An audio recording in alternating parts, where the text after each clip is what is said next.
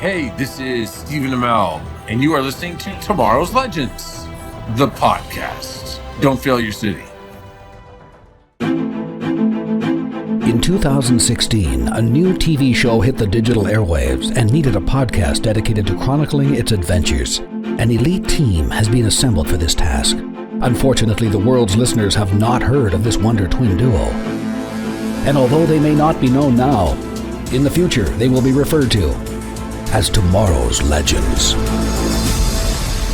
Oh, and I am off the ball here. I'm trying to add in the last couple notes here. Welcome to Yesterday's Legends, the old and the degenerated version of the team, where we look back on our initial take of Season 3 of Legends and find out. Right. This time around, totally pun intended there, we are looking at Zari's arrival and Ray's childhood in Phone Home, episodes 3 and 4. And I am singing in the rain. Well, I'm not really going to sing The Flash. That's great. I'm pretty excited about that, and I'm Harley Quinn. And I'm just back from a date with Ray's mom. Just kidding. X Force 11. Hello, Legends. Jeez, Gideon, what do you think of that? Him going on a date? That's great. Do you like Ray's mom? What a bitch. And that was even wow. from this episode, I think. I think she's a little jealous. Could be. Love it, guys. Well, welcome to the show. We are doing our Season 3 rewatch, and we got Harley back this week, so yay for that. I feel like we haven't seen or talked to her in a long, long time. Yeah, it's been a minute. It's been a minute, as they say. Well, we are part of the Cybercast network. We sometimes forget to do this full rant, and I really want to shout out to Silverbox, our friend John McGrail over there on the Dive Into DC podcast, because he is like king of promos. That guy really, really highlights all of our shows on the network here, and I can't thank him enough for how much he really puts into it, the energy and the positivity into making our network sound good and making sure everybody knows about our shows. So I just want to say thanks if he's listening. And to go check out Dive Into DC, because him and the Green Butterfly, they are a ray of shining positivity and light. They with all the stuff going on in the movie and TV world right now with DC and the amount of negativity around it and the complaining and the crying and I'm not always up there in full support of what DC is doing, but man, check out Dive Into DC, because those guys, they're positive about everything, and they make you feel good about what DC is bringing and what they have to offer, whether it's comics or TV or movies or whatever. Just go check out their show, support them on our network, because they do good stuff. I'm really, really happy that they're with us. Oh yeah, I love that show. Yeah, and then also Mandalore, of course. We're right in the middle of covering Ahsoka, because oh my gosh, Ahsoka, guys. I know Jeff's watching it. Harley, have you gotten into it yet? Oh God, no! I lost access to Disney Plus, so I'm not watching anything at the moment. We'll have to get you access somehow. Ahsoka is something special. Oh my God, is it something special? It is amazing what they're doing over there with that one. So check out the Mandalore podcast if you want to hear our long, in-depth coverage of Ahsoka. And that's it. Let's get to some news, because it's been a while. We got some news. Yes, we do. We interrupt this podcast for a special report.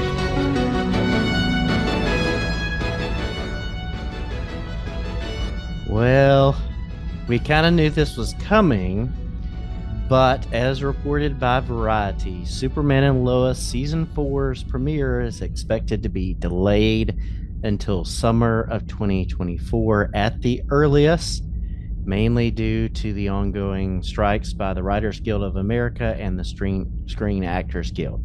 So we support those two groups, and we're sad that we're going to have the season pushed back, but we want the actors and the writers to be paid, because they deserve to get what they need to survive. And but it just means we're going to have a longer break before like new content. So yeah, that's sad, but we kind of saw that coming. So yeah, I mean, we want to have our show back, and we want to be able to cover it and give you guys content, but at the same time, we don't want it rushed. We want them to have the time to write some good stuff, because Superman is at the top of its game right now, and we don't want that. We don't want that to lose in quality because of all the stuff that's going on. So we're just gonna have to wait. But we're doing the rewatch, and as soon as we're done this, we've got another show that we've found that we're going to cover for you guys. So once we get close to the end of this, we'll let you know,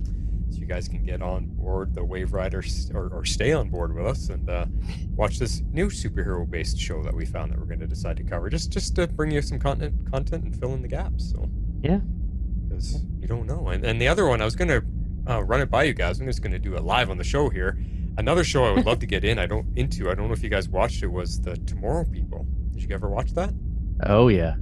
I watched the original back in the day. It aired on Nickelodeon here in the States. Right. Wow. And so like it was, the original is an import from the UK, and it had multiple seasons, and so then when they did the remake on the CW, I was all in. So yeah. Well, that's with Robbie Amell, right? Yeah, that's what I was thinking. I was like, you know what? We all know Robbie Amell. He played, Firestorm for a little while, and I thought that's kind of a nice little connection to our show to kind of keep us in the Arrowverse a little bit. It's his own superhero show after he left Flash and Legends. He got to do this one, and I actually really liked it. I think it is a great superpower based TV show, and I wish it got picked up, because it was so good and it was doing so well in the ratings. I can't remember exactly what happened to it, but they didn't pick it up for a second season, and they chose a different show instead. Even though the other show had way less viewership, it had more people talking about it in social media, and they deemed that more important, so they kept that show going and canceled to more people. I'm like, really? It was so good, especially as it ramped up to the end. It was so good. So yeah, if you guys want to cover that one just to fill a gap when we're done this, we can talk about it. Yeah. All right. Sounds good. All right, guys. So we are recording a week late because of life stuff going on, but we're keeping our recording schedule. So next Friday night, we are going to be covering episodes 5 and 6 of Legends Season 3. So please get your feedback in by Friday at 7 p.m. Eastern on the 22nd for those 2 episodes. Yeah. It's just because we're trying to follow a timeline, so trying to get this rewatch done by a certain amount of time, because other things are coming, and we just want to stay on track. So you got a week. We'll have 2 episodes back to back, which is cool.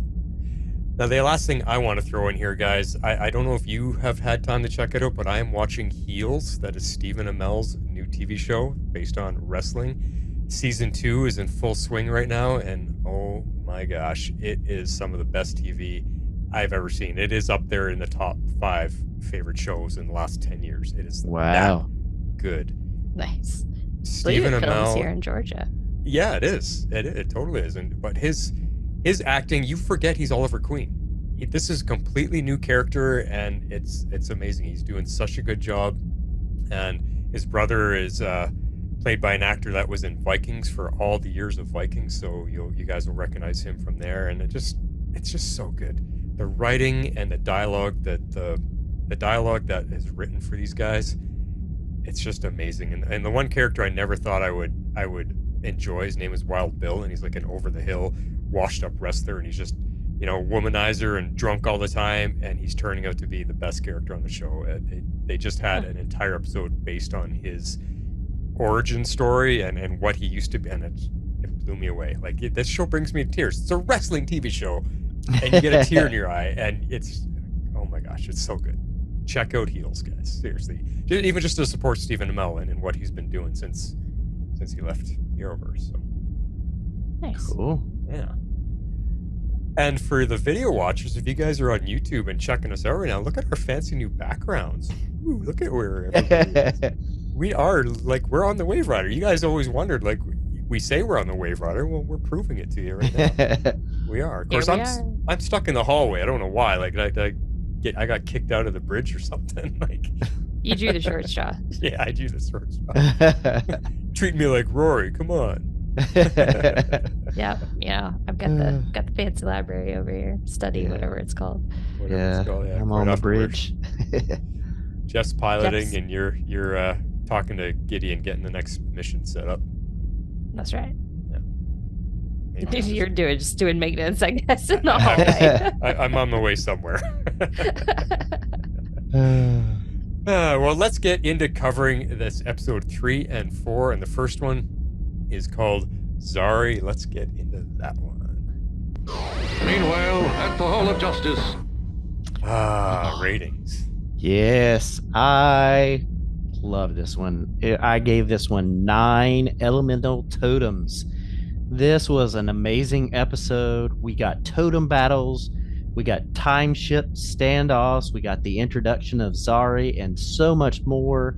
The writing of the lines was quick and quippy. It's hard to say. Quick and quippy.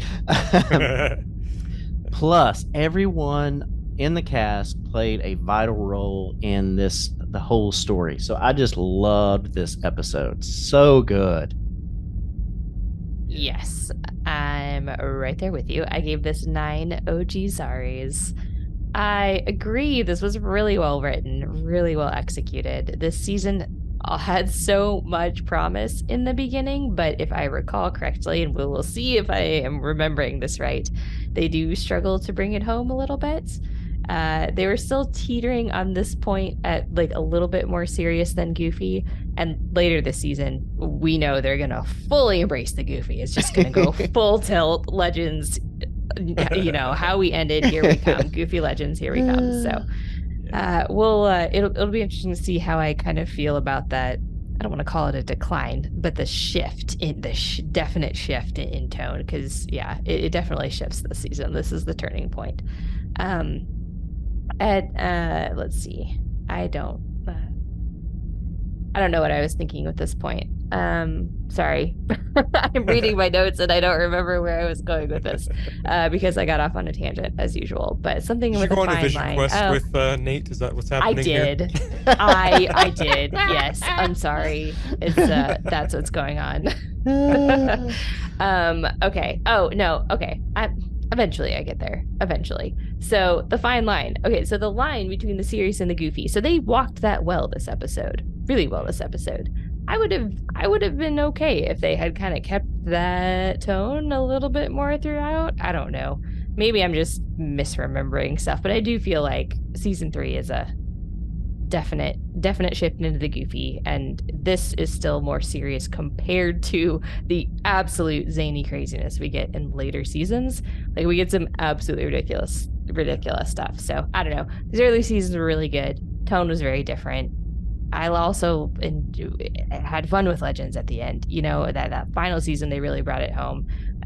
I don't know. Season 6 was a struggle for me, but I don't know. We'll see. We might have to keep this rewatch going indefinitely, so maybe we'll revisit everything, and I can hear how I feel about it again. Yeah, totally. Well, I know what you're getting at, because that's kind of the whole underlining idea of this rewatch is going back to it after all these years. Do we still feel the same, and do we remember how we felt back then? And when we watch it, is it the same thing? And like you, I'm watching these early seasons, and it's like, man, this stuff was really good back then. Every character was integral. Every character was important. Every character got an equal amount of screen time. Mm-hmm. And the stories were good. The drama was good. The acting was good. All the actors were into their roles. Like this, I think the point we're at right now in season 3, because season 2 ended on such a high, and I think they reached their peak, and they're like, all right, season 3, let's go. And all the actors like into it. Yeah, we're a hit show. We're doing well. That we got lots of viewership. We're considered the best of the CW. Like everything was flying high for them in the beginning of the season, and they started to trickle in a bit of the goofiness. And I'm curious, like you, Harley, where in season 3 does it start to falter and lose its stride? For some reason, it's the midway point with the introduction of a certain infamous character. Yeah, but I don't even remember if it was they introduced the doll, but it wasn't until the very end when he actually comes back full to life. I almost feel like it's the finale that drops the ball, and from there they never can pick it up again. I feel like the whole season is generally pretty good. We'll So have that's to why see. I'm going to be Yeah. curious as we watch Yeah. it. When, I am too. For some reason in my head, I have the midpoint of season 3 as goofy. Just like we just jumped into it. You know Right. what I mean? Whereas like the beginning, they're still trying to hang on a little bit to that like not quite serious sci-fi, but that more serious tone. Especially because we're about to get the introduction of like Constantine and go through some really dark stuff soon, right? That happens in the beginning of the season, or does that I happen think in the so. second half of the season? It's all Damien Dark and Nora and Yes, the yes. demonology and all that stuff. Yes, Yeah. it gets kind of dark. Yeah. So I don't know. Anyway, we'll see. Yeah, so that's what I mean. I think it was serious. I'll be curious if it goes halfway or all the way through. I don't really remember. I know when we were talking X-Force last week, I remember this season. I remember them bringing up the threat of Mollis because Jeff was surprised. Wow, they mentioned Mollis in the first episode. They already laid the groundwork. I was like, oh yeah, but you know what I remember is the entire season is building up the threat of Mollis. Build. This huge evil is coming. How are we gonna fight it? And when he finally shows up, it's a complete fizzle out. He does nothing. He's a demon that flies out of a hole in the ground, flaps his wings a little bit, and then we have the stupid ending. I'm like, you built up the entire season for that? Like, who's Mollis? Mollis lived up to nothing. And I remember us going, the threat of Mollis, like, holy crap, when is he going to show? We were all scared of this Mollis because they built it up. So I'm curious if we're going to get that level of build up again. We're going to feel it. Oh yeah, this is how they did it. And it just never paid off. So, but I'm curious. Malice. Yeah. Before I even get to my rating, like, did you have a quick remembrance of the first 2 episodes? Because you missed the last time we were here. Oh, The premiere when they introduced Ava and the Time Bureau and Gary gets introduced. Yeah, just give us a little nutshell of what you remember about those. I think I had forgotten 90% of the first episode of season 3. I was like sitting there watching it and I was like, I remember none of this. I remember none of this. But it was good. There was like so much stuff in there. And I definitely remember the introduction of Ava because it stands out. She was just such a hard ass, you know what I mean? Like she was so like toe the company line. And it's just because you know where she ends. And so it's just so funny to like kind of watch it right now. And none of us liked her back then. We're like, oh no. my God. We were supposed to. She was supposed to be, you know, she was the foil for Sarah. That was the whole point. And it's so funny to kind of like watch the two of them like go at it. Just like total hatred right now. I'm like, oh, I know where this goes. It's so funny. I'm trying to, the second episode, I forgot how heavy it was on the Maya and Nate relationship. I also distinctly remember hating that episode, and I don't know why. I don't remember why. I have to go back and listen to our original coverage because I didn't think it was all that bad. I don't remember what I hated about it, but I distinctly remember being really disappointed with that episode. I don't know why. I remember episode 1, high point. For me, episode 2 was a total low point, and I couldn't tell you why. I enjoyed it the second time around, or third or fourth or whatever. I've watched it more than once, but you know, with the years in between, I enjoyed it much more. So, and that's what's interesting. Like, we're all saying, I forgot this and I forgot that. So that means that we've let enough time go by. Yeah. To warrant a rewatch, because when it's feeling this fresh again, I think that's a good time to do a rewatch. When you forgot things, it allows us to enjoy it again. And I'm really enjoying it. Yeah, I think I'm enjoying it more than the first time. So I have to go back and listen. I distinctly remember not liking that second episode for some reason. I can't remember why though. Well, you'll have to put a list together for our ratings because it was still just you and me back then. So I'd be curious to see where our ratings are. I have them all. Yeah, that'd be I have them all. Keep talking. Let's move on the show, but I'll find them. They'll make it. Yeah. Well, my rating for Zari is a 9, and it's Zari. That is all. I don't have to say any more because everybody understands. But flannel shirts, faded jeans, and all kinds of quippy attitude. The best character has arrived on the show. This season starts to hit its stride now that all are aboard and we have many through storylines happening, keeping us guessing and wondering what's coming next. The writers had us talking and speculating back then, and that was a good thing. That was what I'm noticing now is the writing was so good. They constantly having us talk week to week. Oh my God, what did that mean? Where are they going? Why is this? Why? And that just never stuck in the later seasons. That whole depth of wanting to understand and know what's coming next. They just lost that edge that they had, and it's really cool to see how good the show was back then. And it's making me realize, yeah, Legends was at the top of its game and one of the best shows back then. It was. I have our ratings. Okay. Oh, fascinating. Our ratings go up quite a lot towards the end, which is very interesting. For episode 2, the one that I distinctly remember disliking, you gave it a 6.5 and I gave it a 7. Wow. Yeah. It Which must for have been me all was about low. the romance stuff. It was. I think we both weren't vibing on that at the time, but a lot of time has gone past. How about the premiere? The premiere, you gave it a 7.5 and I gave it a 9. Oh, nice. I do remember liking that premiere. I still like that premiere. It's really I think I rated it higher last week, didn't I, Jeff? Oh yeah. probably. Okay, so this week, you were at a 7.5. I was at an 8. Nice. So we both liked it better on the rewatch. We do. Yeah. Yeah. Interesting. I'll bring up the other ones when we get to that episode. Okay. So Cool. Well, let's get into our discussion then for Zari. Gathered together from the cosmic reaches of the universe. All right. So we start this episode out with the introduction by Sarah. And I love these character episode introductions where we had a rotating cast of, they would say the same thing basically, but it would be in their own voice. And so I just love those. I remember this must be when they started doing that, each character, because who did it through season 1 and season 2? I don't even remember. Was it? Oh, it was Rip, wasn't it? Rip did a lot of season 1. Yeah. I think season 2 they started. I think season 2 they started rotating some of the people. At some point they ditch it all together. Yeah. I don't remember in which. It's might be in 4. It's definitely 5, 6, and 7. There's Gone. They didn't have it it's right now. gone. Yeah. Yeah. We'll have to keep track of that and see. But this is fun. These episodes, they all have their own take on it, and it's Yeah, it was fun. I just love the way that each new season brought like a different twist on who they were and how they got to be legends. You know what I mean? Yeah, I liked the way it changed every season. Well, is it this season or is it last season where we get the Mick one that I use all the time? Who writes this crap anyway? Like that. When is that coming? Is it in this season? The Vietnam episode.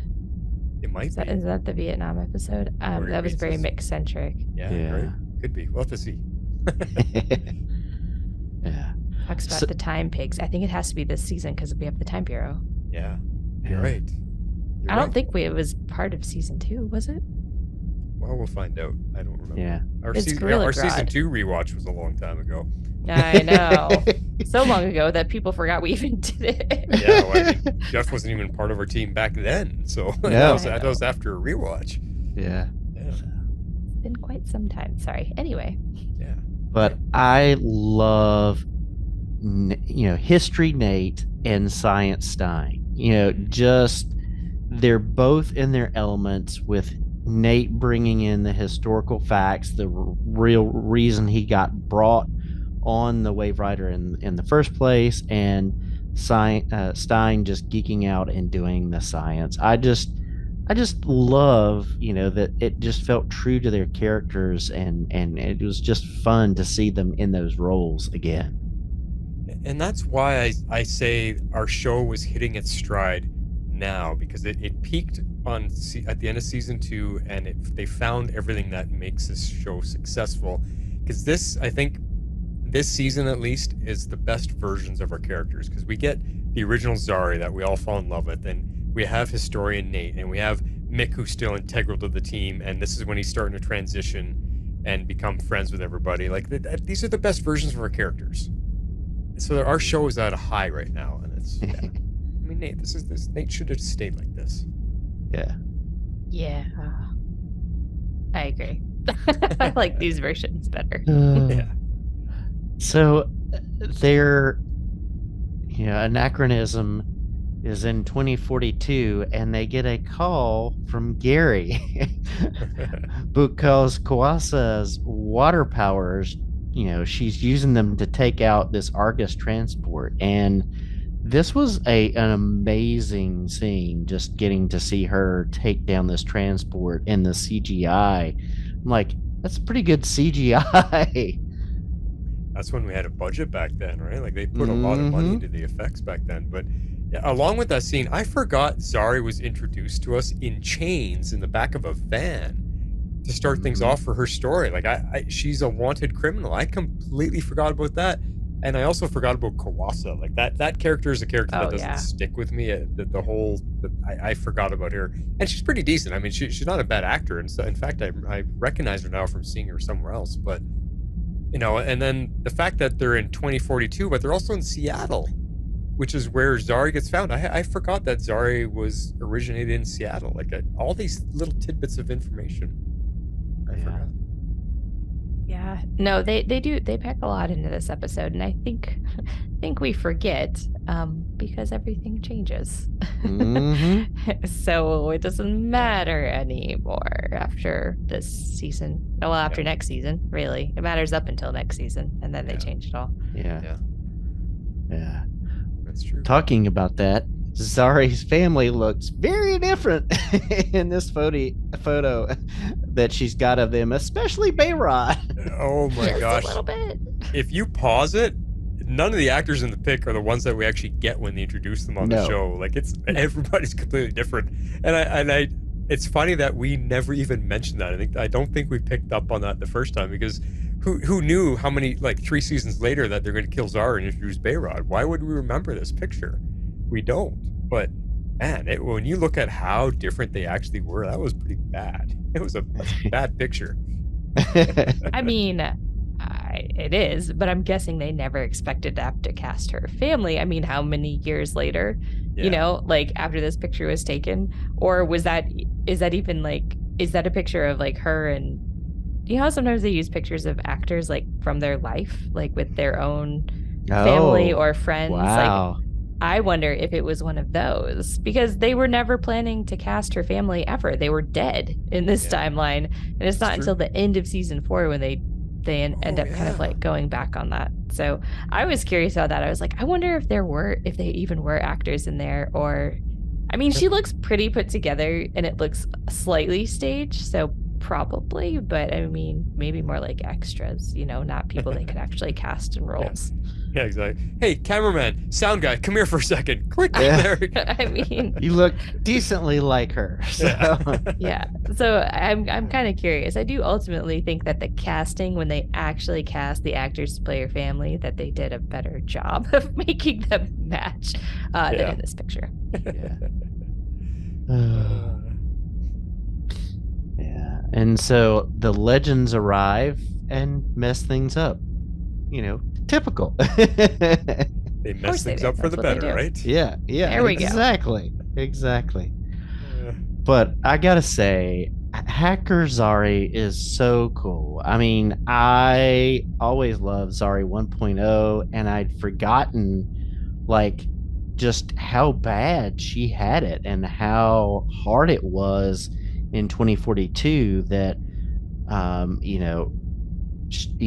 religion is illegal, metahumans are illegal. It's just so hard in so many levels, but it really shaped the character. So it did. I mean, this is the best version of Zari by far. We're going to say that so many times this season, I think, but it is really reminding us how much we loved her and where she came from and why she was such a rough and tough character because of I forgot about her religion being illegal and and all that stuff with her family and her, like I said, her being a criminal. I forgot all of that, and it's like, oh yeah, it really makes sense why Zari is the way she is. And she was tough as nails back then.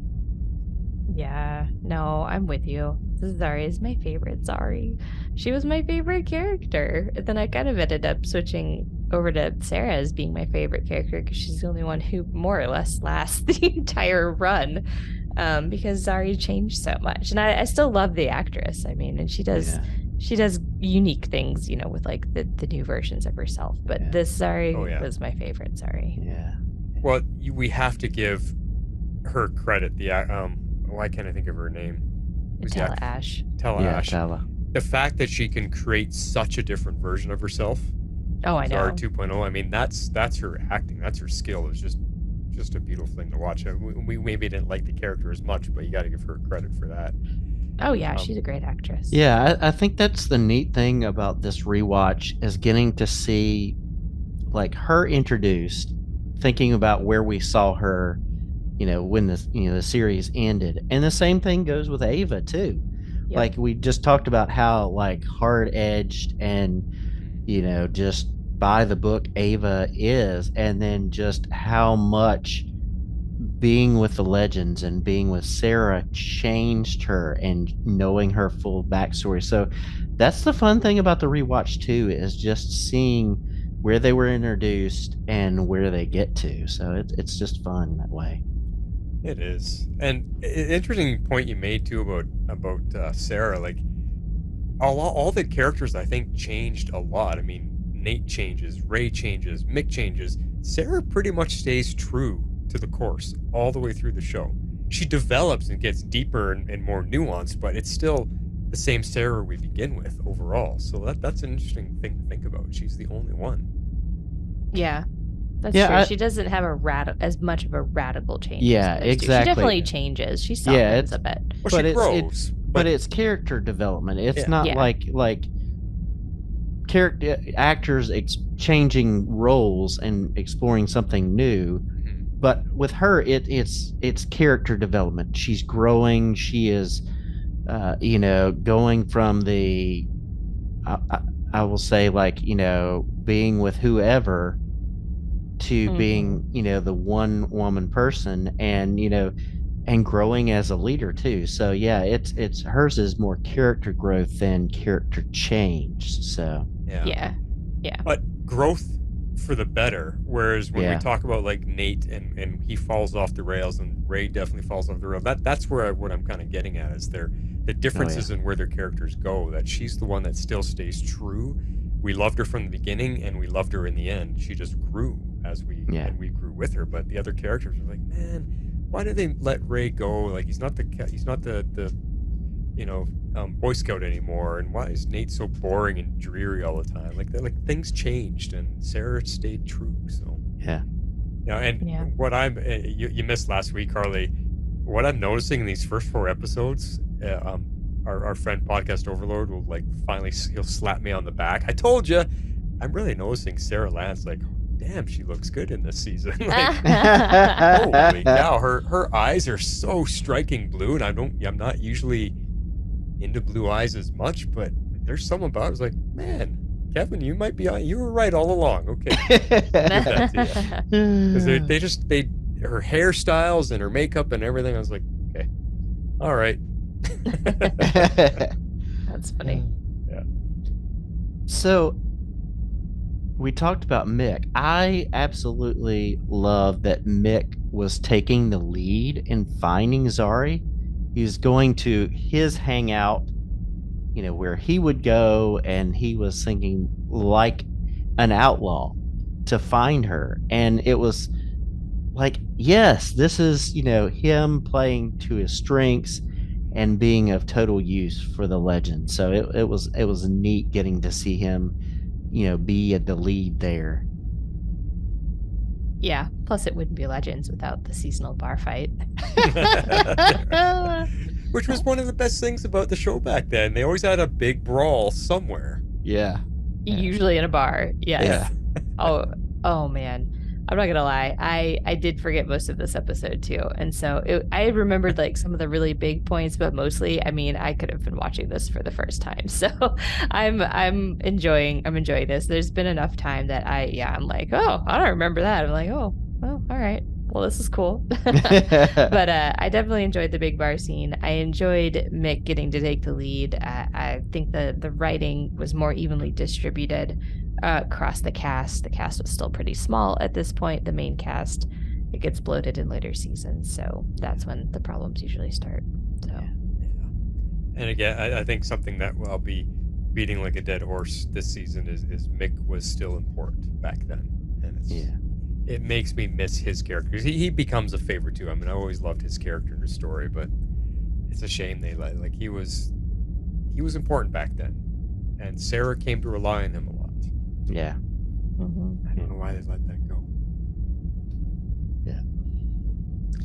So, as we alluded to earlier, Nate and Amaya go on a vision quest, and Amaya's undergoing the seriousness and talking to her ancestors and getting the whole scoop, and Nate is just hi. And this is Nick Zano at his best. Like, he is hilarious in these scenes. Like, he's so good at the physical comedy and delivering the almost Bill and Ted like lines of dialogue that he has, and he's funny. He is so funny back then. I mean, I think these are some of my favorite Nate scenes. I agree. He was very, very funny in these scenes. And we're gonna have it coming up because it's part of my favorite scenes. It's just unfortunate the audio isn't as good because you need the visuals too with him when he's acting it out. But whatever, we'll still enjoy it.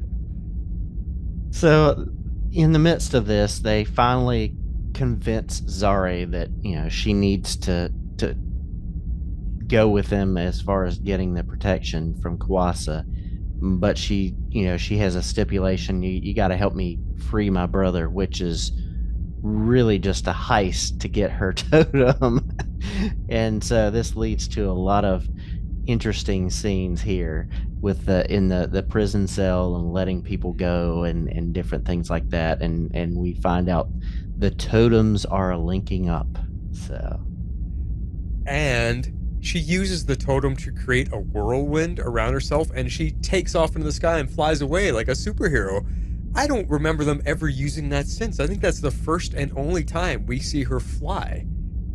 Like, takes off like Superman. And it reminds me of the Super Friends, the old cartoon from the 70s and 80s. There's a guy on there, a hero on there, that kind of came into the later seasons. He wasn't used very often, but his legs would spin and he'd turn into a tornado so he could fly. His name was Samurai. And she looked exactly like him. Her bottom half of her legs became a tornado and off she went. But I think that's the only time they ever used that. It was right here. It was very rare if they did it other times. So, we'll have to I don't know. Keep an eye on that. I don't think she flew ever again, which is just cool. Yeah. Yeah. Well, there's a lot that they could do with the wind totem, but then they had to kind of scale it back. I think budget gets in the way. Yeah. In later seasons. But. So they tied Amaya's mission that she got from her ancestors to helping Zari. And I like that the way that they did it made the storylines coming together feel authentic. Is like, okay, you're rescuing this person, but what's going on? But like, it's like Amaya's job to teach Zari how to use a totem, because it's her brother who had used the totem. So I like the way they did that. And I forgot all the totems being connected and what the story was behind all of them. So there was so much going on in this season story-wise. Like they had so many different main storylines happening at the same time. I forgot all of this, the whole connection of everything. Like Amaya and Zari connected. I forgot that. You got the wind totem, the animal totem, the fire totem, like all the. I remember, isn't it this season coming up when there's like the death totem that's coming up somewhere? Yes. And we were all like, ooh, the death. Sarah gets it. Whoa, she's gonna be super powered finally. I remember all that's all coming back to me. I also remember that this storyline was so promising, and then they totally dropped the ball at the end. Because we had like so many different theories of like how they could do it, and in the end, it's Bebo Voltron. So yeah, they drop the totem in the end, we should say. Yeah, so the totems plural. Yeah. So we'll just have to see how we end up feeling after rewatching the whole season. That's Voltron, Care Bear stare, all of it. Yep. Captain Planet. Our powers combined. Okay. I feel a heart attack coming on already. Okay. So, man, Kawasa is a mean and powerful adversary. Just the way that she's fighting and going up against Zari and then basically saying, like, let me help you get revenge on those who killed your family in return for the totem. But I really enjoyed getting to see that small totem battle between the two of them. It was really cool to see them kind of duke it out. I forget what Kawasa's reasons were. Why was she going after Zari, wanting to kill her? I don't remember. Did they ever explain it? Because I don't even remember picking it up here on a rewatch. Why? What's Kawasa doing? Why? It's trying to get the totems, I think. For herself. Isn't she working with Nora? That comes up then. I think so, but I can't. Like, I'm very fuzzy. Yeah. I mean, I'm definitely fuzzy, but I think they were all trying to get the totems, and there's different reasons for why they all wanted the totems. I don't know. We'll find out. Yeah. I don't know, because like I only watched it once. That's true. Yeah. Back in the y'all were watching it a couple times for the podcast. So we were. Yeah. So you guys must be warm in the wintertime. You're both so fuzzy. Wait a second. Do I have it here?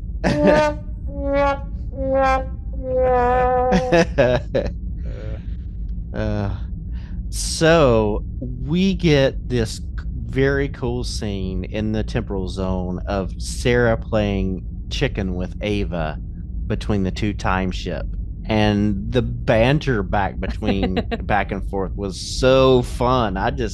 It was just awesome. I totally forgot that the Time Bureau had a time ship, so that was a total surprise to me on the rewatch.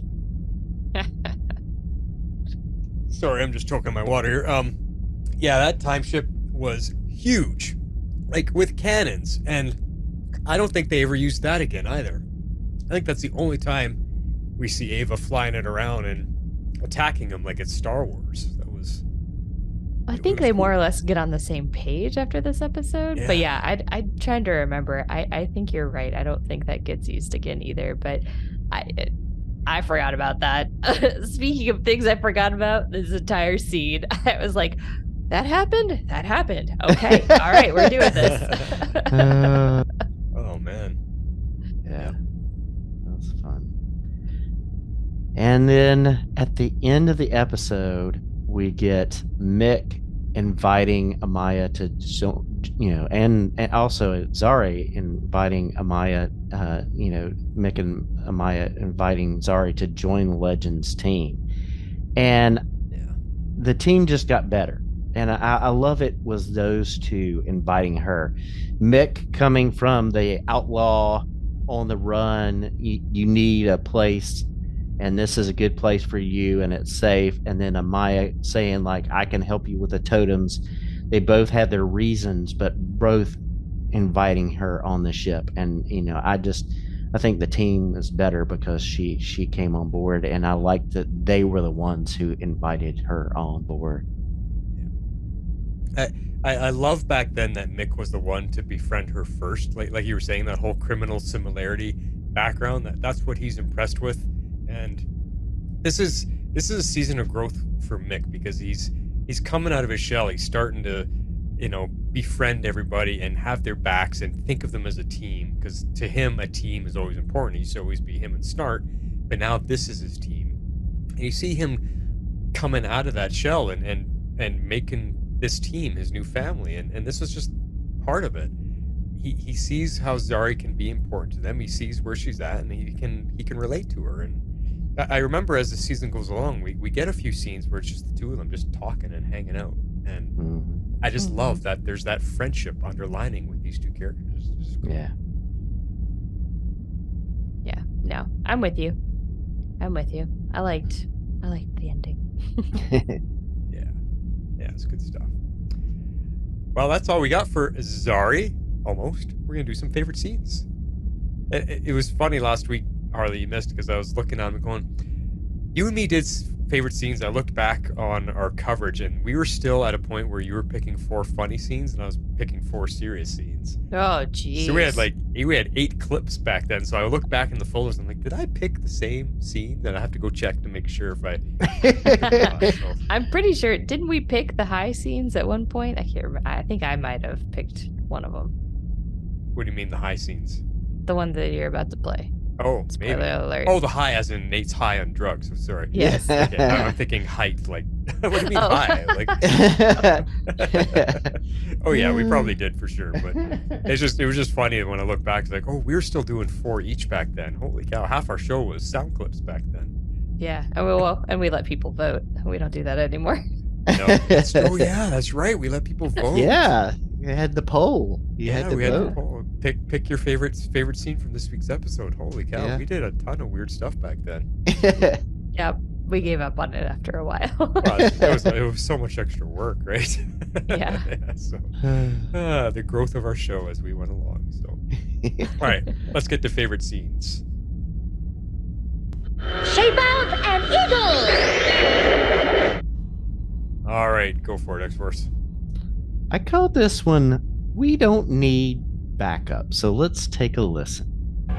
Sarah Lance, I see that you and your team have managed to get yourselves in over your heads. Again? Chill, lady. We were just trying to help. By starting a prison riot at the Argus facility. When are you going to learn that the Legends should not be interfering with Bureau affairs? Maybe when you stop screwing things up. Perhaps it's best not to antagonize someone on such a large time ship. I don't care what Gary says. We don't need backup. Sarah, I need backup. Sarah, where are you guys? Interesting. Sounds like one of your team members has stumbled sideways in finding our assassin. Yes, that's rather our style. Just give us his coordinates. We would be happy to save him for you. You know these guys are just gonna hand Zari back to those Argus bastards who are gonna do God knows what to her. And if you don't comply, we would also be happy to scatter you all into space. Did you just shoot at us? I am not screwing around. Give us those coordinates. The next one will not be a warning, Miss Lance. No, we shouldn't have trusted that time, dweeb. Just give her what she wants. Fine. I'll uplink their coordinates to you now. You gotta be kidding me. Ready? Ready to receive.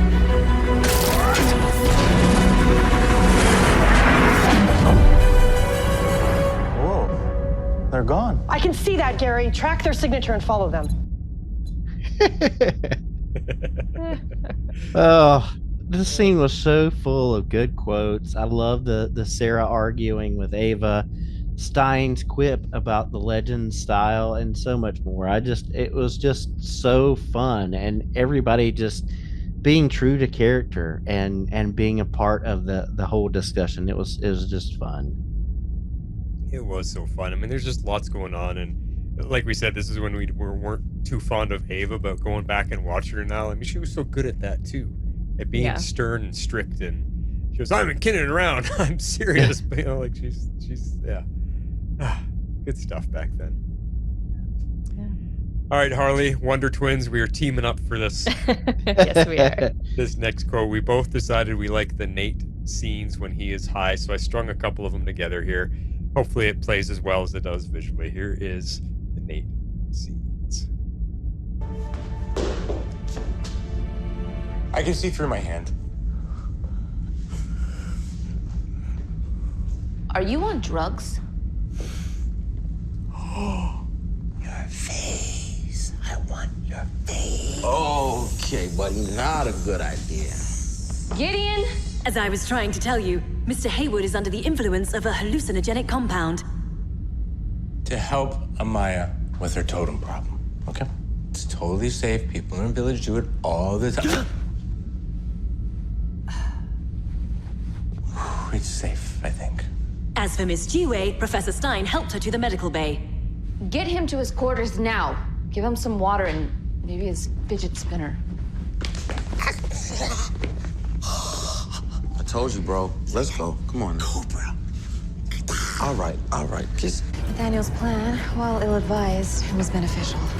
quiet. The marshmallows are talking. I'm afraid our rear deflectors have been completely lost, Captain. Sir, please. We still have enough time to arrange a detente with the Time Bureau. A compromise, if you will. Sorry, Martin. I don't compromise. Could you please help me talk some sense into her? I like broccoli. Gideon, divert everything to our forward shields. You guys might want to hold on. I like broccoli. Oh, that would make me laugh. That part's so funny, yeah. Because he's like, I like broccoli. Just like mimics this gesture. So funny.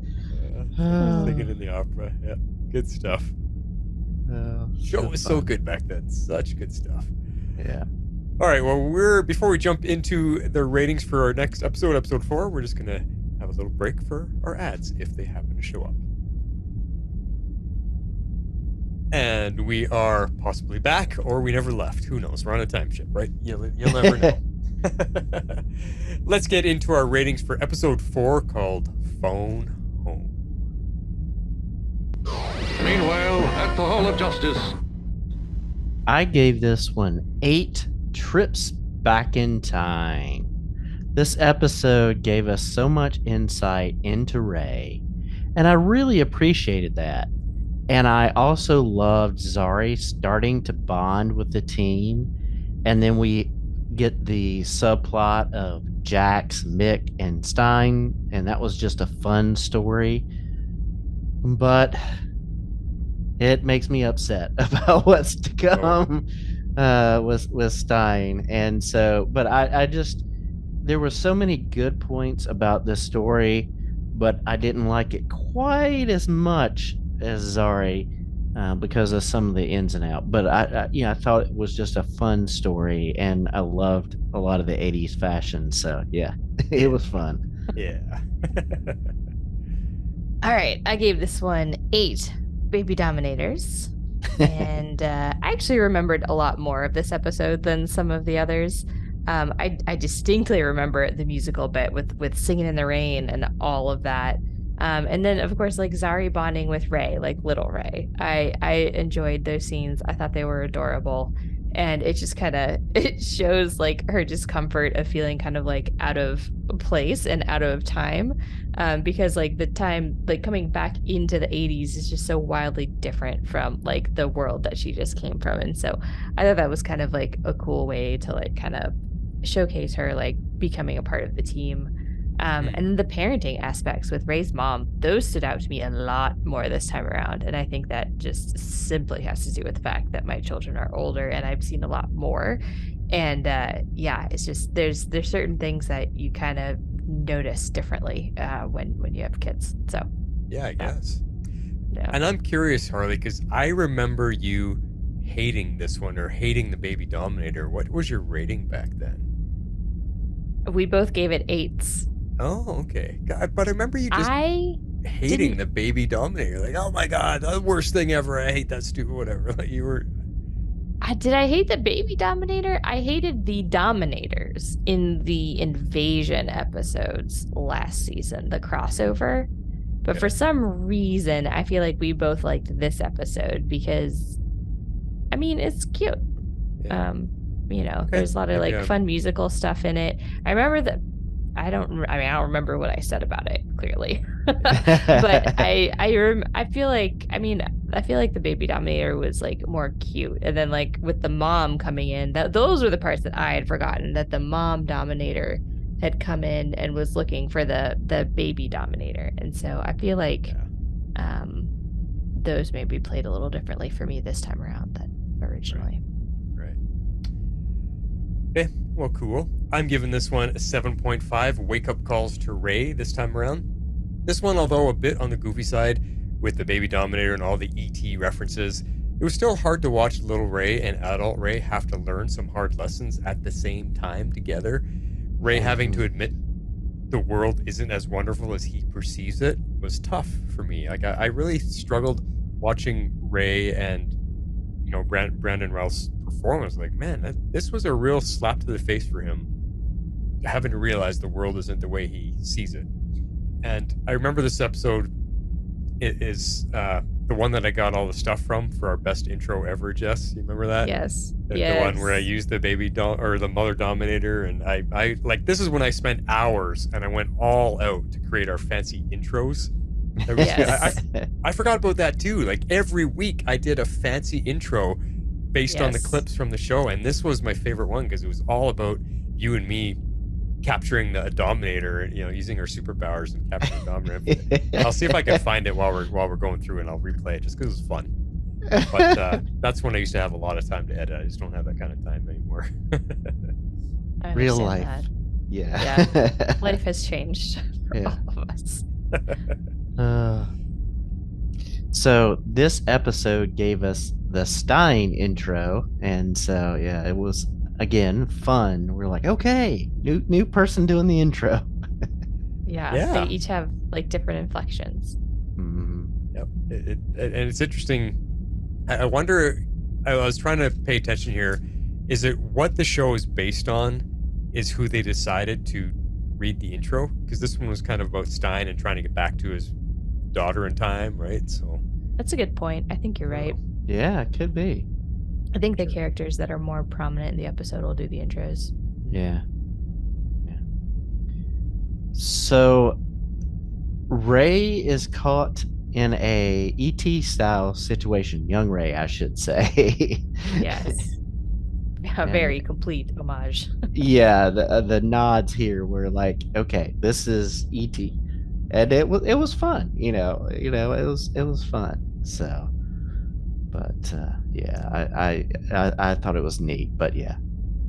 Well, the 80s, like you said in your opening there, Harley, it's my favorite time period by far. That's my childhood. I was born in the 70s, but the 80s was really, truly where it was at for me. Because I was, hitting my stride as a kid, and just this show, like watching these rewatches, and we've talked about this before, but the amount of time travel we used to do back then, like actually travel to time periods and spend an entire episode in them and living that time period. I miss that on our show so much. Yeah. I know. And that part about when he disappears from the bridge before Mick falls, I remember that being freaky. Once, when we hear that he died, I mean, I remember that being a shock back then when that scene happened. I was like, whoa. I remember that moment getting us thinking, oh my God, like Ray died. Because he falls backwards and he's gone. Yes. I remember us going, what the heck? Like, we all freaked out. Like, what just happened to Ray? Oh my God. And they're like, Ray's dead. What? Like, that got us back then. It really did. I love Ray's reaction or Mick's reaction where he's like, he better be dead. That was funny. I also liked how they travel back in time and Ray just like reappears like nothing happened. Yeah. It's just like, oh, hey, what happened? You all moved. So, yeah, Ray here. We talk about him being idealistic. He is reminding me of Chris Traeger from Parks and Rec because, he's Mr. Optimistic. He's wanting to do team building exercises, which Chris likes to do with his group on Parks and Rec, and the team doesn't have it there, and they don't have it here with Ray, and not really wanting to do these team building exercises. Ah, yes. The slow introduction of super upbeat, super positive Boy Scout Ray, my favorite version. Definitely takes a turn this season. Many of them do.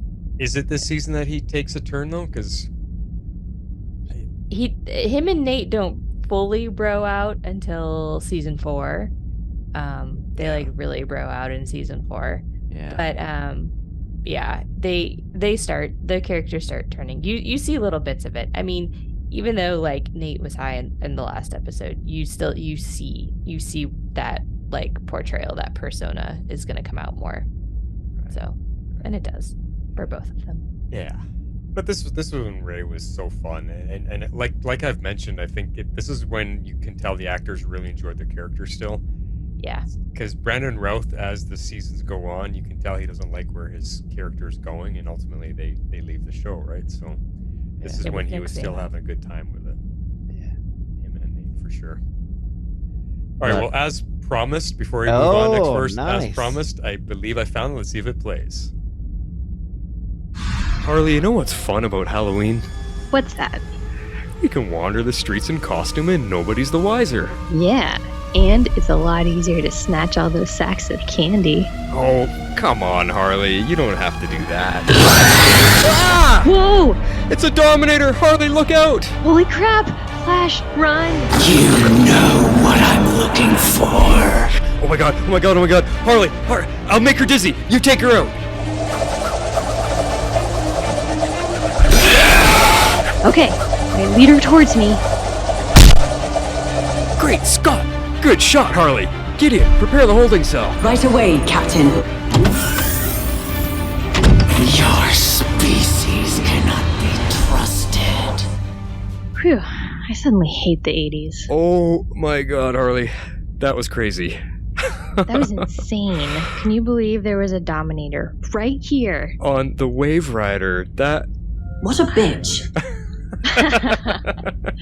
Well stated. There you go. How's that for a trip down memory lane, eh?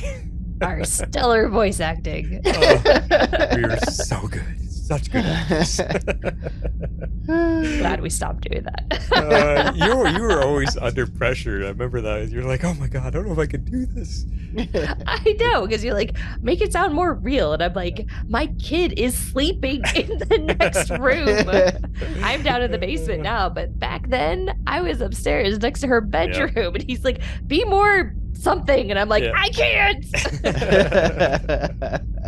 It was so much fun, though. I was writing scripts and just, I felt like I was making little mini movies for us. It was so much fun. I mean, you kind of were. Yeah. It's too bad I'm a terrible actress. Yeah. So there's that. It was fun. That was what made our show goofy. I think we were following the goofiness of the show. So that was fun. Yeah, it got real goofy for a while. I'm gonna have to look back at all of them and see what we did, because those were fun. If only we had like a whole feed or something. Yeah, it's like season 3. Yeah. It's even sorted and categorized so nicely. It could be, yeah. But I mean, do I have the actual clips myself still saved? Because that was a lot of editing work to do all of that. Seriously. Oh, yeah. I'm sure you have it somewhere on the backup drive. Because what year was this? Like when season 2 first aired? This was 2017. Yeah. Phone Home aired on Halloween 2017. Wait, this is 2017? It originally aired in 2016. Did we get 2 seasons in 2016? Oh, maybe. It launched in January 1st, 2016. I was very pregnant. And then, then season 2 would have started in September. Because remember they launched the show apart from all the other ones, and then they wanted everything to line up. So they started Flash and Arrow and Legends all in September. Yeah, so we got 2 seasons in 2016. Yeah, so season 2 started in October of 2016. Yep. Oh yeah, Madison was 3 months old. And then season 1 finished in May. Yeah. So and Madison was born in July. Yeah. And then we came back in October. Yeah. Yep. It had a nice maternity leave and everything. Yeah. Back when the show worked in my favor. There you go. There's some history for you. Yep. All right, back to our show. Jeff, where are we? Yeah. So I love that Zari already has the entire team pegged, and she calls it out how crazy that the ship is, that it only has one bathroom. Yeah. Like she's calling it. It's like, what do you mean? It's only got one bathroom. They all know each other very well. Yeah. A little too well. I know who was in there last. I don't want to know. Yeah. But once they get to the 80s, I'm loving the fashion styles and the very cool cars. I mean, the DeLorean is fine, but rather take the T-top. So there's I mean, it's hard for a show to find all these old cars that are still running to be able to use them in a TV episode, but they did find some good ones. And I just remember the big old station wagons with the wood paneling. Like, holy crap, that's straight out of National Chevy Chase's- Lampoon's Vacation. Yeah, Vacation. Yeah. But we used to Yeah. call them beaver cars because of the wood paneling. They were known as beaver cars. See, I was born in the 80s. So more of a 90s person. She's the young one. Hi. Baby Not Harley. that young anymore. My birthday's on Monday. I just realized that. Wow. I just realized that, but I'm announcing it. My birthday's on Monday. All right, you all heard it here. Send Harley some birthday songs and messages on Monday. Yep. Yes. Because, well, this is. Oh yeah, I guess this will be out. Yeah, because I'm 1 year closer to 40. Gasp for me. Big As I speak to the two men who are like older than me. yeah. I'm half a century, Harley. Come on. Turning 49 in November. Yeah. But anyway, so Yeah, I would say, Jeff, you are exactly 10 years older than me. Yeah. Martin, you're a couple more, but Or at least we're So- only showing it here, Jeff. It's only the gray right here. yeah, and here. But yeah, the line, the line's going back and the gray's gone. Yeah. you can't see mine on camera. Magic. Magic, my gray is gone. Yeah. My camera's not good enough. Oh goodness. I don't have a beard, so I hope So- not. Yeah. Although the episode 2 was all about a bearded lady, so Yeah. Oh, yeah. At the circus. yeah.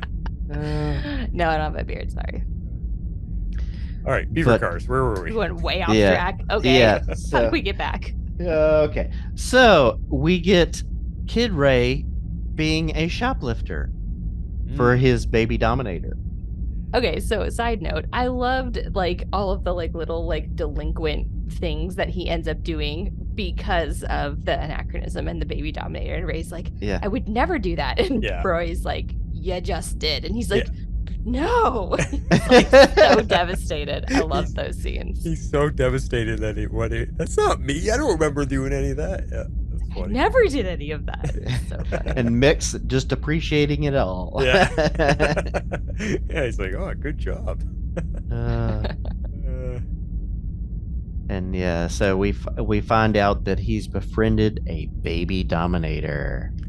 Which I remember back then being such a big surprise because after the crossover with them being these 18-foot tall aliens and they're freaky and scary and here to kill us, and we get a baby one. I remember that just surprising the pants off of us. Yeah. And you're right, I probably didn't like it because I hated the Dominators, but I did overall like the episode. So I thought it was cute this time around. He was ugly. I don't know.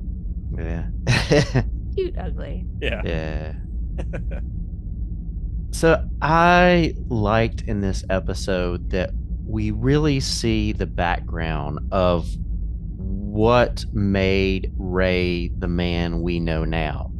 The science, the making friends out of enemies, the positivity, even the love of musicals. I really appreciate it. And hey, I'm a musical fan and Singing in the Rain is great, but I got to give Mick points too because Fiddler is a great movie. So No, I'm kind of with Rory. I do love Fiddler quite a bit. And I think what I love more is everyone's surprised look when he like joins the conversation. He's like, yeah, but Fiddler's better. I was like, wait, what? we're like, what? The looks on Stein and Sarah's face, they're just like, Exactly. They're looking at him like, what did you do with Mick? Yeah. But Sarah's kind of smiling at the same time, like, okay. And Mick's just like, what? another layer to Mick. He got caught in a moment and didn't realize it until after. Yeah. Yeah. We get to see Ray's mom and she's trying her best, but I mean, she honestly doesn't know how to parent him due to maybe his intellect. And it was just rough hearing her talk about him and having him hear that. It was just rough in that aspect. Yeah, and I was trying to figure out how I could word this, because if you remember back in those days, like ultra nerdy kids weren't kind of normal back then. Nerdy wasn't cool. You know, parents just expected their kids to go out and get lost in the neighborhood, riding their bikes and playing with their friends and doing whatever. So to have a kid that was super nerdy and kept to himself like this was a little bit different. Back then, parents thought there's something wrong with my kid. He's got to go see the counselor. He's got to go see a shrink. Like, he shouldn't be acting like this. Go roughhouse with the boys and, you know, get into fights and throw rocks at each other. Like, things were different back then. So to have a super nerdy kid, I think they didn't know what to do with it, because that's just how it was. I mean, you know, ride your bikes everywhere, come home for dinner. I mean, Stranger Things, I think, really captured the 80s really well, of what it was like to be a kid in the 80s. Mm-hmm. So if you are younger, Jess, and you watch Stranger Things, that really gives you a good idea what it was like. Yeah. Well, it wasn't that different in the 90s. I mean, we did the same things. I mean, we didn't have, I mean, we had like a little bit of video games, but not much. I mean, for the most part, I mean, my friends and I did the same thing. We went everywhere on our bikes, and we had to be home by dark. Like, if I went to a friend's house, I called my mom to let her know where I was. I mean, there was no tracking. They didn't know where we were. They had no clue what we were doing. No. Legit would never let my own kid do that. I'm not even kidding. It's so funny how different it is, eh? Because I would just go, see you, Mom. Okay, be home by 7 for dinner. Okay. She had no idea where. And I grew up in Toronto. I'm riding my bike all over the dang city. She had no idea where I was, what trouble I was getting into, who I was with. They didn't care back then. It didn't matter. No, Nowadays, it's like, I'm going to go here. What? I need their phone number, their email. I need to meet them. Like, all this. It's insane. Like, people are paranoid these days. And anyway, that's a whole other conversation. That's a whole other conversation, but thanks to the advent of true crime. Yeah, but it's just fun to watch even in this episode. Like they caught the 80s pretty good. I just was saying Stranger Things really gives you a good idea. Yeah, well, Stranger Things is like set in the 80s, so I mean, they get to live in it a little bit more. Like, we're just here for an episode, so it's a little harder, but I agree. I mean, from what I know of the 80s, I mean, I think they did a pretty good job. I was very little in the 80s, so I had my memory of the 80s is pretty fuzzy. But kind of what I wanted to say about this point is just that, like, God, parenting is hard. Parenting is so hard, and I think she was just doing her best, and I think she was just worried he was a loner, mostly because, like, every parent just wants their kid to be happy. So, like, it's really hard to feel like your kid is happy when they very clearly don't have any friends. So, I know, and it's hard. So I think she tried to be supportive, like, towards him, but inwardly and, like, in a moment of weakness, she's gonna be like, I don't understand why he spends all his time with his inventions and why he doesn't have any friends, and, like, he does these weird things because, like you said, to her, it's abnormal, and in that time it was. I mean, things have changed quite a bit now, and I think people recognize that a bit more. But yeah, I think she was doing her best, but, you know, everybody has their breaking points, and especially when, you know, your kid's doing all this, like, crazy stuff, and she's like, why? Like, what is wrong with you? Yeah. Well, she wants her son to go out and play and ride her bike because she's got to go on a date with X-Force. So, like, yeah, totally. Yeah. So we get the Men in Black back from, you know, last season, and we've got, from the crossover, we've got Glasses Guy, and that's really his name. I'm like, really? That's his, you know. I thought we got his name in that. Well, yeah, maybe, but, like, if you look at IMDb, his name is Glasses. Oh, wow. Okay. Yeah, the character's name is Glasses. We called him horn-rimmed glasses in the crossover, I think, because there's an older version of him, isn't there? I'm trying to remember what his story was again in the future. One of the crossover events, so he was somebody that we were worried about or concerned with because he was against all of the heroes. Like, I can't remember. He's the main guy behind the Dominators. Yeah. He was, like, running the whole, like, Men in Black ring. But the older version of himself, right? Yeah. Well, we get a flashback to see the younger version, and then he appears again in this episode. Yeah. So this is when they were really trying to keep all the shows connected well back then. Yeah. Yeah. Yeah, they tried to connect it back to the crossover. So in this episode, we get the side story of Jax and Mick on the hunt for what Stein is doing, because the jump ship's being taken. He's building what we will know as the lab area, and they're trying to figure out what's going on, and they have a very different reasoning for what he's doing, before we actually find out what he's doing. Yeah, because everybody was so suspicious of him, and I think even we were wondering what is going on. What are they doing with Stein all of a sudden? But it turns up being Lily again, and it totally makes sense. And I was wrong, because last week, Carly, you missed I had saying I think this is the only time we see her or see Lily the entire season was the one video clip, but she showed up here again. Because I remember us really liking the Lily character and hoping we'd get more of her, and then all of a sudden she disappeared and we never got her again. She disappears because Stein dies. That's when she disappears. Yeah. No, I'm serious. She disappears this season because he dies, and we have no reason to keep connected with her. But I thought even leading up to that, we were wanting to see more of her. Like it was last season, we thought we were going to get a lot of her, and then this season we don't really get her. Just a couple of little tidbits. We get like little bits and pieces, and then after he dies, it's nothing. Yeah. But I do appreciate Ray saving his younger self. He's given him those conversations, but actually seeing him stand up and save his younger self, I just really enjoyed that aspect of this story. It makes me wonder, like, we used to remember in the first few seasons we had all that talk about interacting with yourself in the past in the timeline, and it's going to screw up and have a time collapse and all these different things. I wonder what this does when you meet your younger self, because they only ever related it to running into yourself as yourself, where you would recognize who you are, and that's what would break the time. But here, Ray's running into a kid version of himself. The kid version is not going to recognize who he looks like as an adult. So does that not break the timeline? Does that not mess things up and cause a paradox or whatever, a time paradox? Yeah, and I would say yes, especially because like when you're that young, once you eventually age up into the person that comes back, I feel like the memories might be like fuzzy, or like you may not quite associate that with, oh yeah, that was like myself. Like once you grow up and realize like it's kind of coming full circle.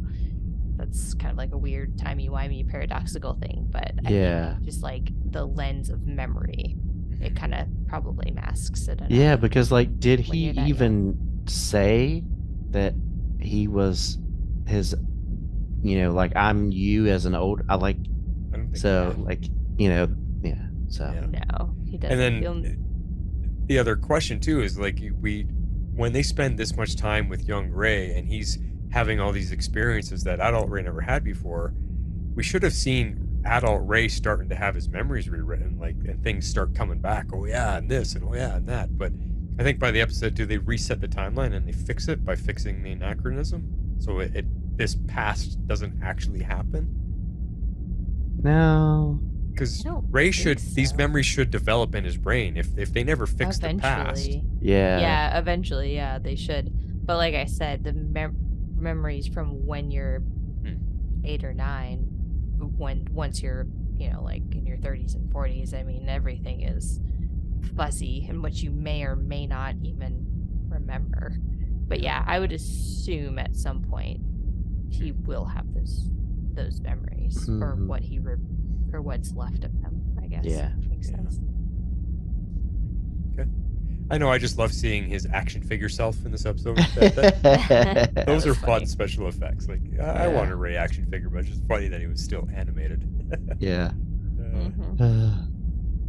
So we get to see the Mominator on the hunt for her kid, and she won't stop for anything.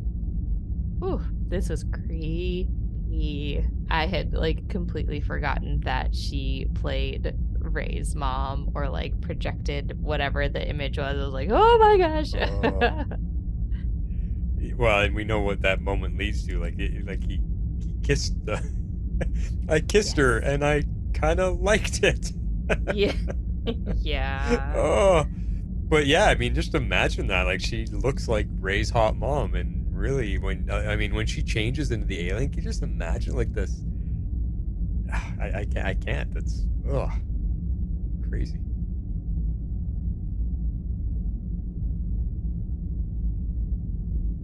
Nope, you're muted. You're muted, Jeff. Sorry. And we even get a musical number in this. I love it. I love it. I love it.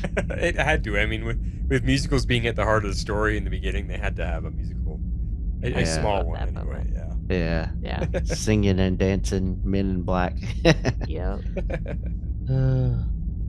So, talking about use of powers, here again, we get Zari using her powers to give us a real ET biking, towards the moon ET moment. Totally. And because Zari, the story behind this is the totem was her brother's. So she never really used it. So I wonder how she knows to just use it so easily, because she flies. And here she's just like, it's does it work like the Green Lantern ring? Like, she just taps the totem. I need to make the bikes float away. Like, how does she decide how the power works? It's just it just does what she needs it to do. Yeah, I don't know. I don't remember if they end up explaining that or not. I don't know if they do. That's what I mean. Is it just willpower? Like, whatever she thinks the totem does? Like, yeah, I don't know. I can't remember. Yeah, I don't know either. Well, the crew finds out the real reason Stein was sneaking off. He built a communicator so he could talk to Lily, and they get him by stealing the ship to the hospital on time, and we get to see Grandpa Stein, and it was just precious. So loved it. It's the perfect spot for Stein and for Victor Garber. I mean, he's pretty adorable in that role. Yeah, I know. Grandpa. Rough. It's coming. Yeah. I'm still mad. Yeah. You've been mad for 5 years or 8 years. Yeah. Still mad. Yeah.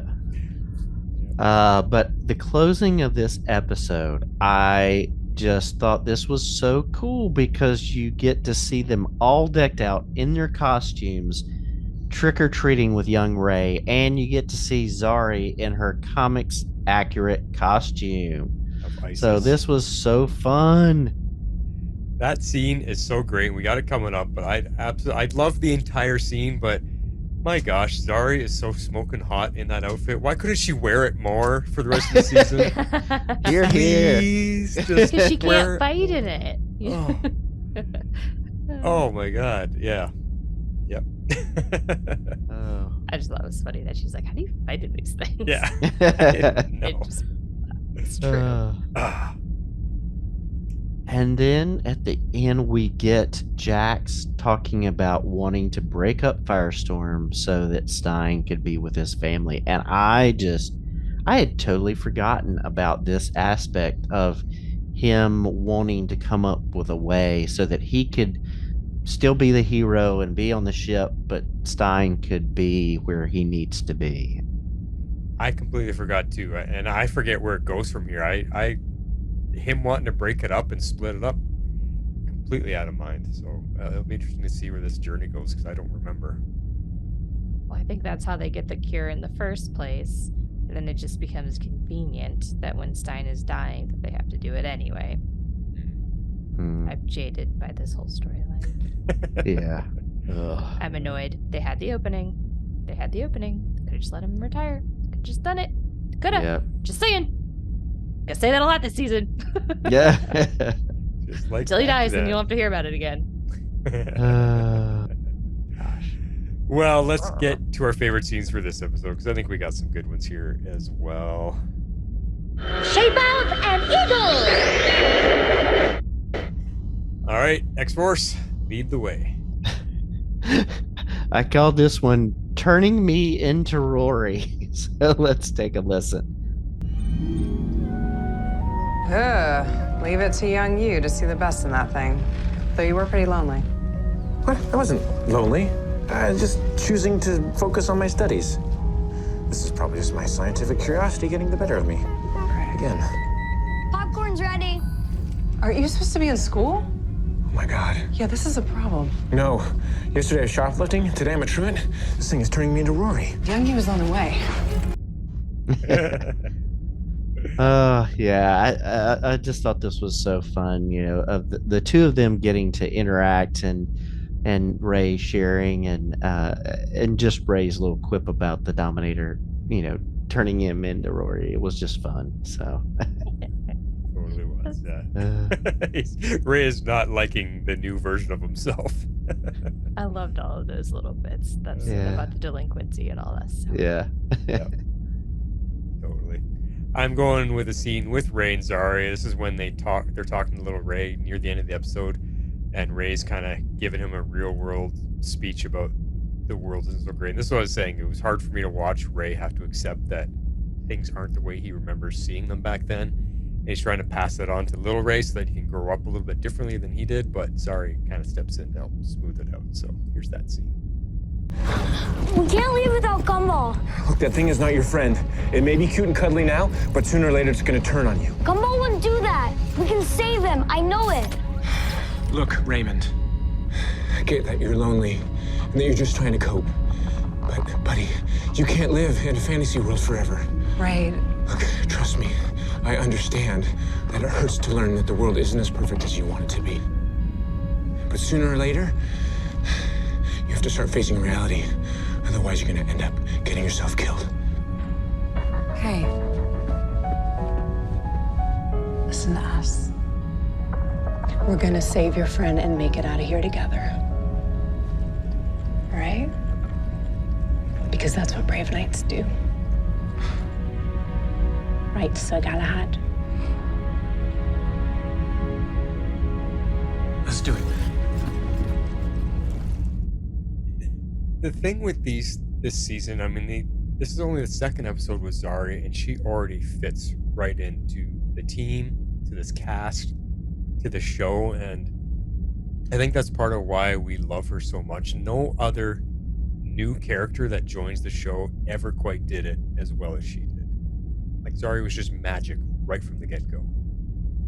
Ava does, we do end up, Ava's my second favorite character, but every other character after that, none of them had the magic that Zari did. No, I agree. None of them did. I love Ava too, but yeah. I think that's a testament to Tala's acting personally. Yeah. I do really like her. I need to look up at what she's not in anything right now, but what she's working on in the future. Yeah, I'd like to follow her too, actually. Yeah. All right, Harley. Now you got a legitimate scene of your own. I do. I chose one towards the very end, and I called it, I'm not crying, you're crying. I added a little bit to it because there's all this music happening, and I didn't want to jump the scene in halfway to the music, so we go back a few seconds before just to hear it all. Because Legends is so good with their music back then. They are, yeah. You have to go now. You need your mom. But we'll still be friends. I'll be all right. I have people here to take care of me.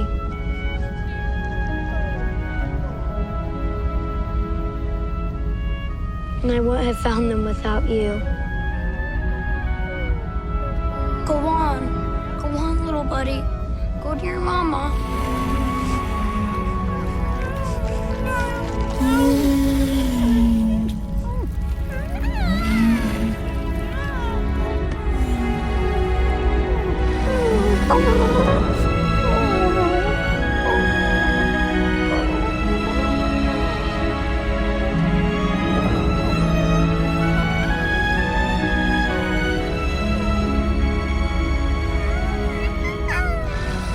See you later, Gumball.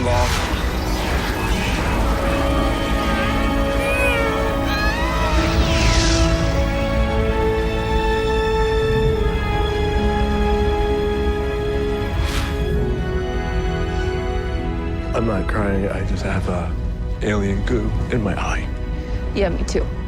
I'm gonna go brush my teeth forever. Wait, why? I love the tag on the end. It makes me laugh. Ray is so naive. It's just hilarious.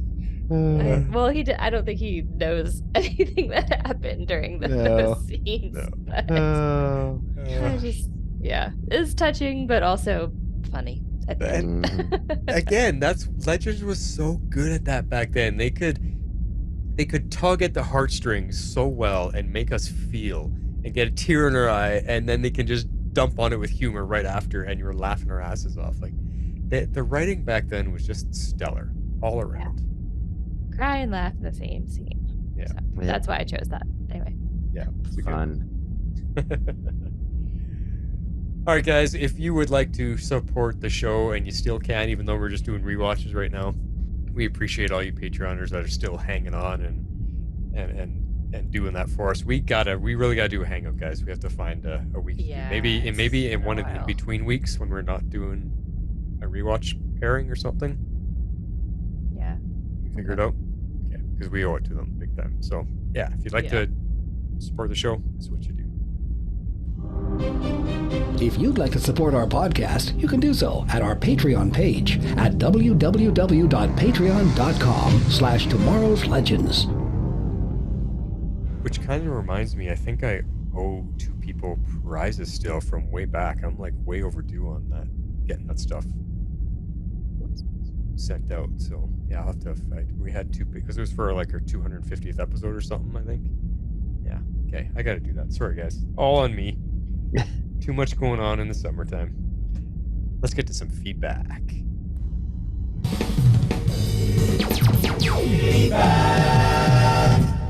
Figured that one was relevant. The lasers. All right, take her away. Email from Comic Geek Kev. Hey, Legends. I guess I'll read this one. Yeah, you haven't read one for a week. I have not, but I have to comment on the next one as well. So maybe I'll just read all the feedback this week. So, all right, from Comic Geek Kev. Hey, Legends. I'm glad you're doing the rewatch because it reminds me this show actually had good episodes at one point. True that. The introduction of Zari was great. I remembered that she was from the future, but I didn't remember the whole situation. The actress has always been great right from the beginning, often having to overcome some questionable writing in later seasons.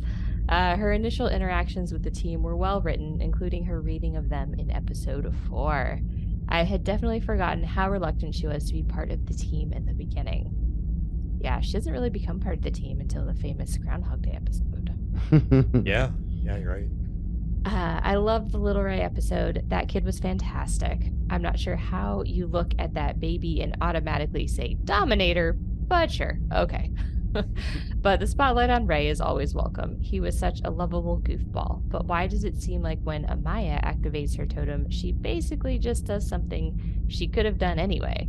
She calls up the Panther, I think, and then just jumps on the Mominator. I didn't see anything super powered there. Maybe it read better on paper than in filming.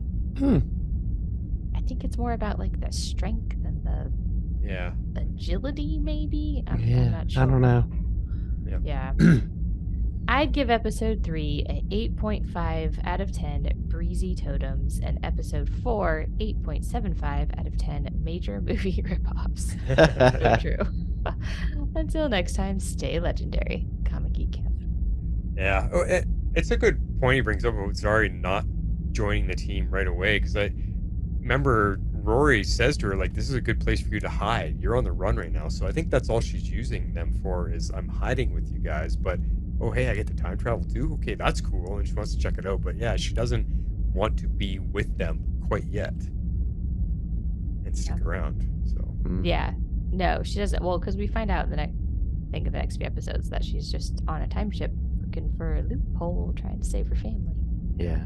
And we all know she does eventually find one. Yeah. So, anyways, I'm going to continue on with this next one because I need to add commentary around it. So, okay. We got an email from Rebecca Johnson. Big shout out to her. And I do not have the business card handy. She has a podcast that everybody should check out. And I will plug it when we get this file. But she sent the audio file from DragonCon. We did a Superman and Lois season 3 panel. So she had recorded it. I am a colossal idiot and forgot my recorder, left it in the hotel room. I had it with me. I just completely forgot it for every single panel that I was on, and I was on 4 of them. Such an amateur move, Harley. Wow. Yeah, I know. But, Dragon Con brain, it's a thing. Anyways, I did Superman and Lois, and Rebecca was nice enough to offer us the recording should we want to release it. She does it's a Supergirl based podcast, but they also talk about Superman and Lois. Cannot remember the name of it, but I will look it up and I will shout out on the next episode. I have it here. I forgot to include it from the email that she sent. It okay, is Supergirl Radio. Oh yeah, Supergirl Radio. yeah. They've done some partnerships with John and Justina when they were doing Made of Steel. So yeah. Good. Oh, I should have told her that. I did not know that. Okay. Yep. Well, I don't know. She has our email. She has the business card clearly because she reached out to us. So if you happen to listen to this, thank you for sending it. It was a pleasure to be on the panel with you. I did not know you were connected with John and Justina, but we're all kind of interconnected that way. So that's fun. And so I did Superman and Lois. I did a Foundation fan panel, an Invasion fan panel, which is on Apple Plus. And what was the 4th one that I did? Oh my God, I'm blanking. Con brain. Yes, seriously, I'm gonna look it up in my phone. But I had done another one. I didn't record any of them. Thankfully, Rebecca recorded this one. So cool. Well, she sent it to me. Stargirl. Oh, there we go. Stargirl panel. Well, she sent it to the email that I got, and it. When I went to get the file, it needed access denied. You have to request access. So I sent her an email saying, "Hey, we need access," and I believe she's gone ahead and done that yet. So it's an hour-long file. Yes, it was an hour-long panel. So we have to release it as its own episode. Do you want it? I was going to just ask you right now. Do you want it as a bonus episode just to release it? I can send you the file and then you can play with it or whatever. Yeah, sure. Okay. Sounds good. Tweak it. Cool. Well, there you go. We got some bonus content coming for you. An extra panel that Harley did while she was at DragonCon. Yay. Talking about Superman and Lois. Cool. That is it for our feedback. Thank you guys, and thank you Comic Geek Kev for giving us something to respond to. I know a few of you are with us on this rewatch, so hopefully we hear from you guys as this goes on. So yeah, if you want to be part of the show, send in your feedback. Audio would be much preferred, but emails, we'll take them. I guess. Maybe. I won't read them all next time. Here's how you do that. If you would like to be a part of the show, you can send in your feedback to Tomorrow's Legends Podcast at gmail.com. You can also reach us on Twitter at Tomorrow's Legends. We'd love you to join our Facebook page at facebook.com/groups/Tomorrow's Legends and become part of the community. It's kind of fun because we've been away from Legends for quite some time now, and just hearing all of our old sound clips that we've done for so many years, it feels like I'm home again. Because Legends ended when? It feels like it's been a long time now since we did our big Legends finale. It's been a little while. Almost a year. Yeah. Something like March of 22. March of 22. Oh, geez, so it's been over a year. Yeah. Like a year and a half. There you go. I was going to say, it's been a while. And that's why my soundboard is a little messed up. Because I'm looking at it going, I'm missing some clips, and everything's out of order. I'm looking at it, and all the finale clips are in here from our very last episode, because I didn't want to delete them. Ooh. So they're all in here. All the character clips and everything that we did for our big finale. I'll have to go back and listen to that one again, because that, like the Arrow Squad finale, I listen to that once in a while. I gotta go back and listen to our Legends Goodbye too, because when I feel like having a tear in my eye. Goodbyes. So what do we got coming up, guys? Check out Dive Into DC. They are covering My Adventures with Superman. I think is what's next on their list. Yeah, that's their next episode. So yeah, they're doing episodes 1 through 5. Right. So. Right. And so that's a new animated show, a new cartoon, and I haven't checked it out yet myself. I'm going to because I've been hearing good things about it. Yeah. Nice. And then, of course, go to The Mandalore to watch Ahsoka or listen to our coverage of Ahsoka because it's really, really good. If you're into Star Wars stuff, you know the history. If you watch Clone Wars and Rebels, you'll understand. And it was this week's episode, Jeff. Oh my gosh. Yeah. So Out good. of this world, something you never thought would ever happen. It's pretty fun. So check that out. And yeah, that's it. This is The Flash signing off for now. We'll see you next week. This is Harley Quinn. I'm out. This is X-Force 11. So say we all. Harley's very rusty. I was like, am I supposed to say something? I'm supposed to say something. All right, bye. We haven't changed anything, have we, Gideon? So it's business as usual then. Yeah, see? Yeah. We screw things up for the better. We screw things up for the better. There you go. Indeed. And we're still trying to round out the clock. All this extra chatter at the end of the music. But anyway, guys, we'll see you in a week. Just remember, we're doing 2 more episodes next week. Talk to you then.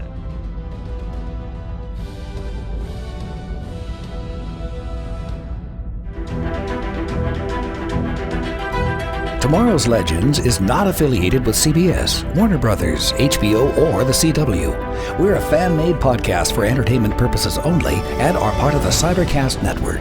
Be sure to check out our partner shows, The Mandalore and Dive into DC, covering your favorite Star Wars and DC Comics properties. Thanks for listening.